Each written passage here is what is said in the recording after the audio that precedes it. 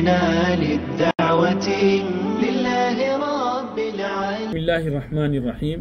لم يكن الذين كفروا من أهل الكتاب والمشركين منفكين حتى تأتيهم البينة. اہل کتاب کے کافر اور مشرک لوگ جب تک کہ ان کے پاس ظاہر دلیل نہ آ جائے باز رہنے والے نہیں تھے. رسول من اللہ یتلو صحفا مطہرہ، اللہ تعالیٰ کا ایک رسول جو پاک صحیفے پڑھے، یعنی وہ دلیل کیا تھی؟ وہی اللہ تعالیٰ کے رسول جو پاک صحیفے پڑھے. فیہا کتب قیمہ، جن میں صحیح اور درست احکام ہوں، یعنی صحیح باتیں لکھی ہوئی ہوں اور درست احکام ہوں. وما تفرق الذين اوتوا الكتاب الا من بعد ما جاءتهم البینہ، اہل کتاب اپنے پاس ظاہر دلیل آ جانے کے بعد ہی اختلاف میں پڑھ کر متفرق ہوئے، الگ الگ ہوئے. وما امروا الا ليعبدوا الله مخلصين له الدين حنفاء ويقيموا الصلاة ويؤتوا الزكاة وذلك دين القيم. انہیں اس کے سوا کوئی حکم نہیں دیا گیا کہ صرف اللہ کی عبادت کریں، اسی کے لیے دین کو خالص رکھیں، ابراہیم حنیف کے دین پر، اور نماز کو قائم رکھیں اور زکوٰۃ دیتے رہیں. یہی ہے دین سیدھی ملت کا. ان الذين كفروا من اهل الكتاب والمشركين في نار جہنم خالدین فیہا اولئک هم شر البریہ. یقیناً جن لوگوں نے کفر کیا اہل کتاب اور مشرکین میں سے جہنم کے اندر ہوں گے اور ہمیشہ جہنم کے اندر ہوں گے. اولئک هم شر البریہ، اور یہی لوگ بدترین خلائق ہیں، بدترین مخلوق ہیں. ان الذین آمنوا وعملوا الصالحات اولئک هم خیر البریہ، یقیناً جو لوگ ایمان لائے اور نیک عمل کیے یہ لوگ بہترین مخلوق ہیں، بہترین خلائق ہیں. جزاؤہم عند ربہم جنات عدن تجری من تحتها الانہار خالدین فیہا ابدا رضی اللہ عنہم ورضوا عنہ ذلک لمن خشی ربہ. ان کا بدلہ ان کے رب کے پاس ہمیشگی والی جنتیں ہیں جن کے نیچے نہریں بہہ رہی ہیں، جن میں وہ ہمیشہ ہمیش رہیں گے. اللہ تعالیٰ ان سے راضی ہوا اور یہ اس سے راضی ہوئے. یہ ہے اس کے لیے جو اپنے پروردگار سے ڈرے. تو یہ صورت جیسا کہ یعنی بتایا گیا کہ یہ مدنی صورت ہے، اور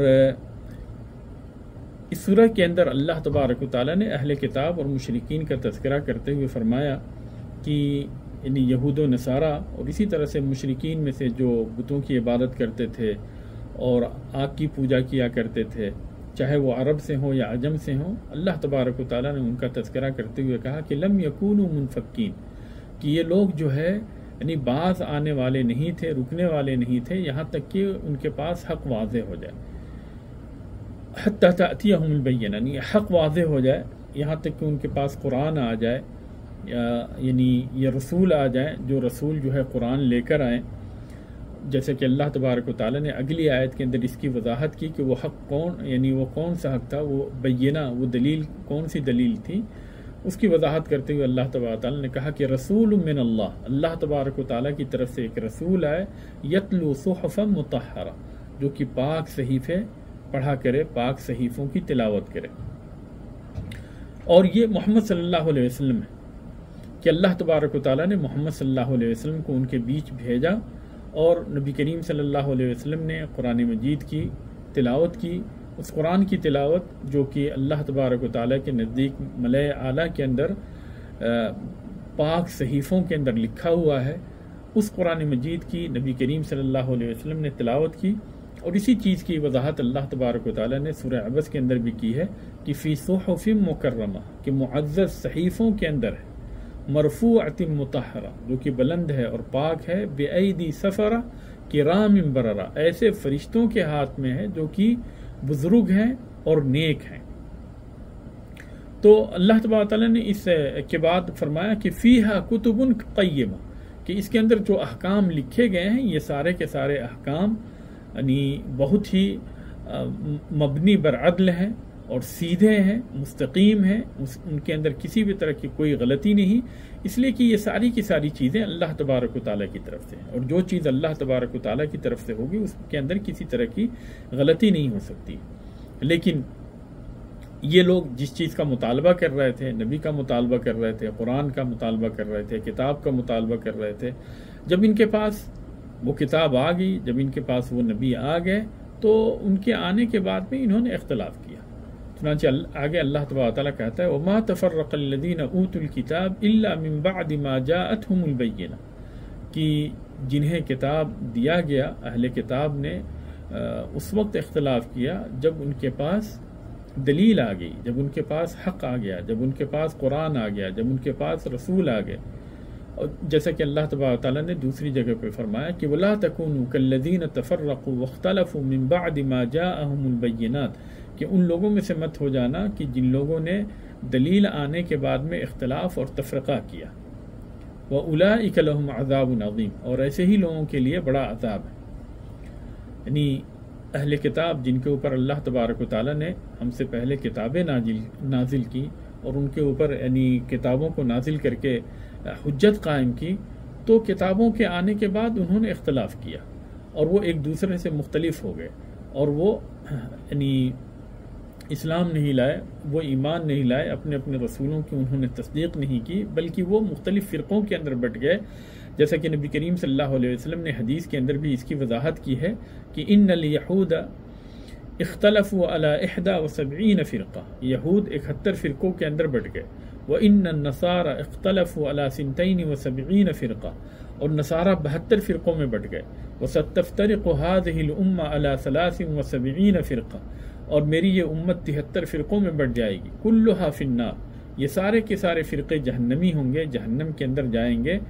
الا واحدہ، سوائے ایک کے، یعنی ایک کے علاوہ باقی جتنے بھی فرقے ہیں وہ سب کے سب جہنمی ہوں گے اور جہنم میں جلیں گے. قالوا من هم یا رسول اللہ، صحابہ کرام نے کہا کہ اللہ کے رسول وہ کون لوگ ہوں گے؟ تو نبی کریم صلی اللہ علیہ وسلم نے فرمایا ما انا علیہ و اصحابی، جس کے اوپر میں ہوں اور میرے صحابہ کرام ہیں.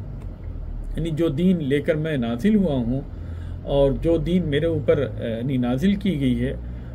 اور جس کے اوپر میں عمل پیرا ہوں، وہ یعنی وہ لوگ جو کہ میرے یعنی ساتھ ساتھ میرے صحابہ کرام جو کہ اس کے اوپر عمل پیرا ہیں، تو ان کے منہج کو اپنانے والے، ان کے منہج کو ماننے والے، ان کے طریقے پہ چلنے والے، یہی لوگ جو ہے جنتی ہوں گے. باقی جو ادھر ادھر کی باتوں میں بھٹک گئے اور پیروں کی باتوں میں بھٹک گئے، مزاروں کی باتوں میں چلے گئے اور اسی طریقے سے نبی کریم صلی اللہ علیہ وسلم کے راستے کو انہوں نے چھوڑ دیا، ٹھکرا دیا، تو پھر ایسے لوگ جو ہے وہ جہنمی ہوں گے، وہ جہنم کے اندر جائیں گے. اور اسی لیے حدیث کے اندر آتا ہے کہ نبی کریم صلی اللہ علیہ وسلم جب میدان محشر کے اندر لوگوں کو حوض کوثر کے اوپر کھڑے پانی پلا رہے ہوں گے اور آپ صلی اللہ علیہ وسلم کی طرف لوگوں کا ایک ریلا آئے گا اور آپ ان کے چہرے کو دیکھ کے، سجدے کے آثار کو، نشانی کو دیکھ کر جو ہے آپ پہچان لیں گے کہ یہ ان کی امت کے لوگ ہیں، لیکن انہیں روک دیا جائے گا، حوض کوثر پہ آنے نہیں دیا جائے گا. تو آپ صلی اللہ علیہ وسلم کہیں گے امتی امتی، یہ میری امت کے لوگ ہیں، میری امت کے لوگ ہیں، انہیں آنے دیا جائے. تو کہا جائے گا کہ انک لا تدری ما احدثوا بعدک، آپ کو پتہ نہیں کہ انہوں نے آپ کے بعد کون کون سی بدعتیں ایجاد کی. پھر نبی صلی اللہ علیہ وسلم کہیں گے سحقا سحقا لمن بدل بعدی، دوری ہے ایسے لوگوں کے لیے جنہوں نے میرے بعد میرے دین کے اندر تبدیلی کی. تو آپ صلی اللہ علیہ وسلم کے اوپر آپ کے دین کو مکمل کر دیا گیا، یہاں تک کہ جب آپ عرفہ کے میدان میں تھے تو اسی وقت اللہ تبارک و تعالی نے یہ آیت کریمہ نازل فرما دی کہ الیوم اکملت لکم دینکم، کہ آج کے دن میں نے تمہارے لیے تمہارے دین کو مکمل کر دیا. واتممت علیکم نعمتی، اور اپنی نعمتیں پوری کر دی. ورضیت لکم الاسلام دینا، اور تمہارے لیے اسلام کو بطور دین اختیار کیا اور اس سے میں راضی ہوا. تو اس کا اعلان اللہ تبارک و تعالیٰ نے عرفہ کے دن ہی کرا دیا، لیکن اس کے باوجود بھی آج ہم دیکھتے ہیں کہ ہمارے مسلمانوں میں سے بہت سے لوگ ایسے ہیں جو کہ دین کے اندر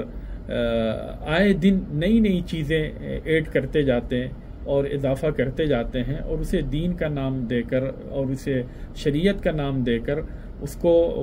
یعنی باعث قربت سمجھ کر اس کے ذریعے سے اللہ تبارک و تعالیٰ کی عبادت کی کوشش کرتے ہیں. اور یہ کبھی بھی باعث قربت نہیں ہو سکتی، یہ کبھی بھی نیکی کا کام، یعنی یہ بدعتیں جو ہے، یہ ایجاد شدہ چیزیں کبھی بھی نیکی نہیں ہو سکتی. کیوں؟ اس لیے کہ نیکی وہ ہے جسے اللہ تبارک و تعالیٰ نے نبی کریم صلی اللہ علیہ وسلم پہ نازل کیا اور جسے نبی کریم صلی اللہ علیہ وسلم نے کیا یا کرنے کا حکم دیا. اس کے علاوہ اگر کوئی بھی چیز ہے تو پھر وہ نہ تو دین ہے، نہ شریعت ہے، بلکہ وہ بدعت ہے، وہ گمراہی ہے اور وہ جہنم کے اندر لے کر جانے والی ہے. اسی لیے انسان کو جو ہے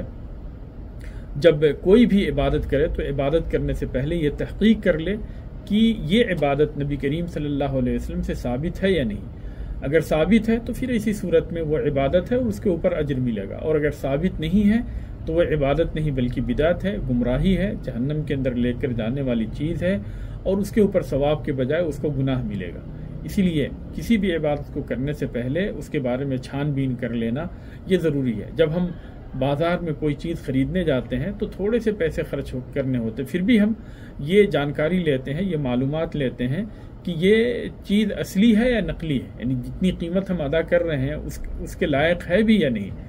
تو جس طریقے سے ہم دنیاوی چیزوں کے اندر اپنی عقل کو استعمال کرتے ہیں، اسی طریقے سے آخرت کی چیز میں بھی، دین کی چیز میں بھی ہمارے لیے ضروری ہے کہ ہم اپنی عقل کو استعمال کریں، اور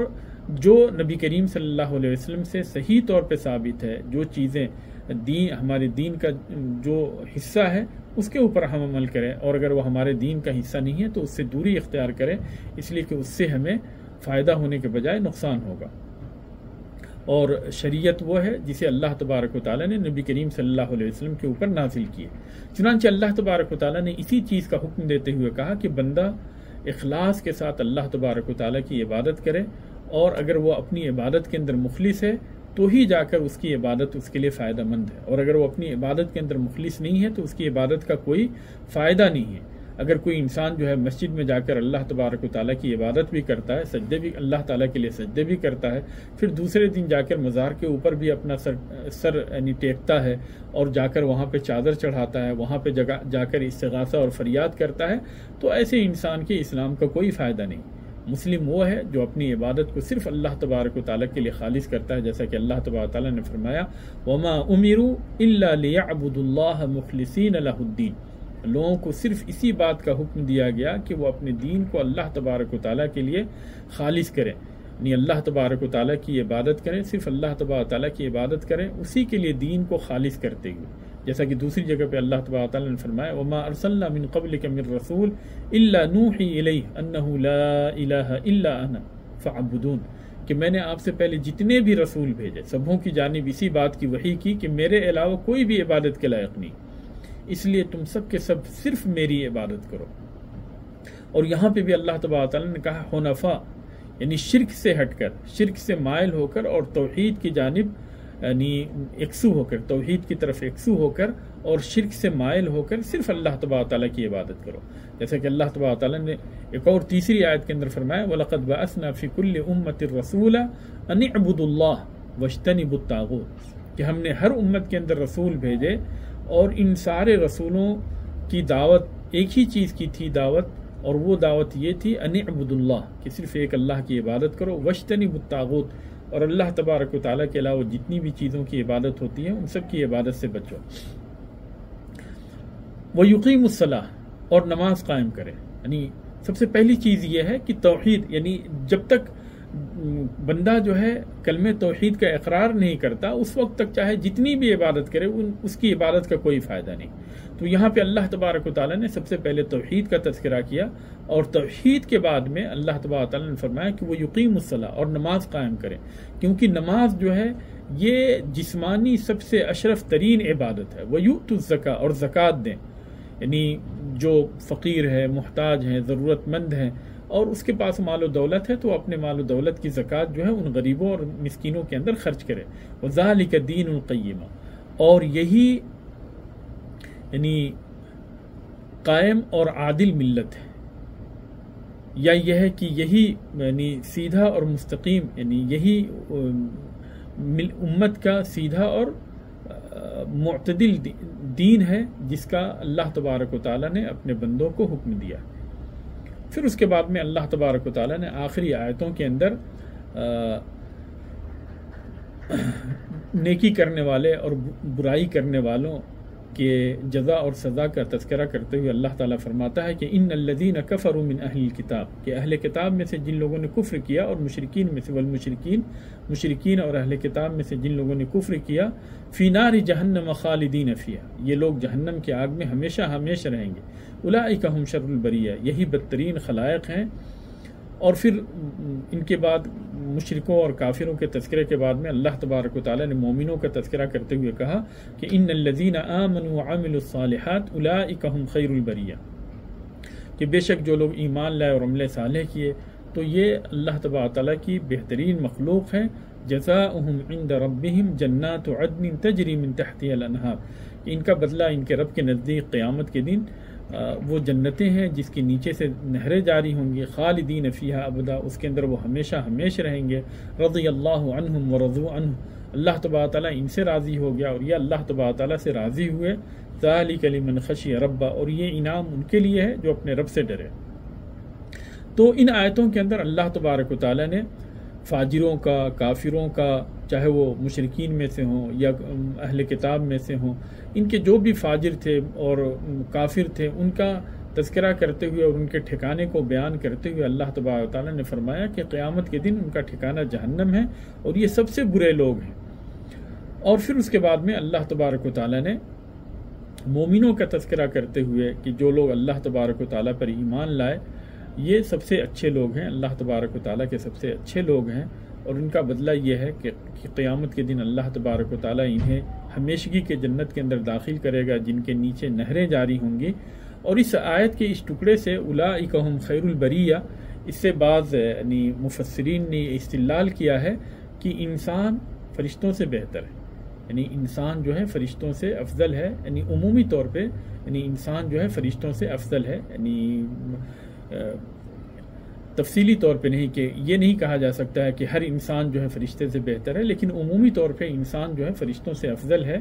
اس آیت سے استدلال کیا ہے کہ اولئک هم خیر البریہ، کہ خلائق میں، مخلوق میں سب سے بہتر یہی لوگ ہیں جو کہ اللہ تبارک و تعالیٰ پر ایمان لائے اور اللہ تبارک و تعالیٰ کی عبادت کرتے ہیں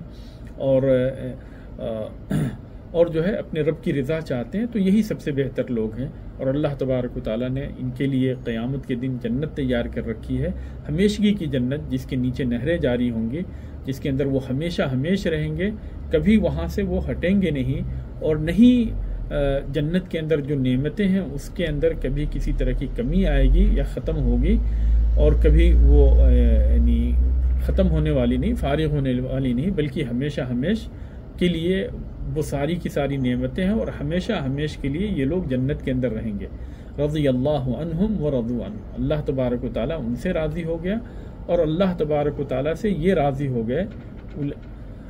ذالک لمن خشی ربہ، اور یہ ساری کی ساری نعمتیں ان کے لیے ہے جو کہ اپنے رب سے ڈرتے ہیں، جو اپنے رب کا خوف کھاتے ہیں، ان کے لیے یہ ساری کی ساری نعمتیں ہیں. اللہ تبارک و تعالیٰ سے دعا ہے کہ اللہ تبارک و تعالیٰ ہمیں اپنے مخلص بندوں میں سے بنائے، ہمیں اپنے ان بندوں میں سے بنائے جو کہ اپنی ساری کی ساری عبادت کو اللہ تبارک و تعالیٰ کے لیے خالص کرتے ہیں، اور اللہ تبارک و تعالیٰ کے ساتھ شرک، بدعات اور خرافات ان ساری چیزوں سے دوری اختیار کرتے ہیں، اور اپنی عبادت کو نبی کریم صلی اللہ علیہ وسلم کی سنت کے مطابق کرتے ہیں. اللہ تبارک تعالیٰ تو سب کی دعاؤں کو سننے والا اور قبول کرنے والا ہے. اللہ تبارک تعالیٰ تو ہماری بھی دعاؤں کو سن لے اور قبول کر لے. آمین. وآخر دعوانا الحمدللہ رب العالمین.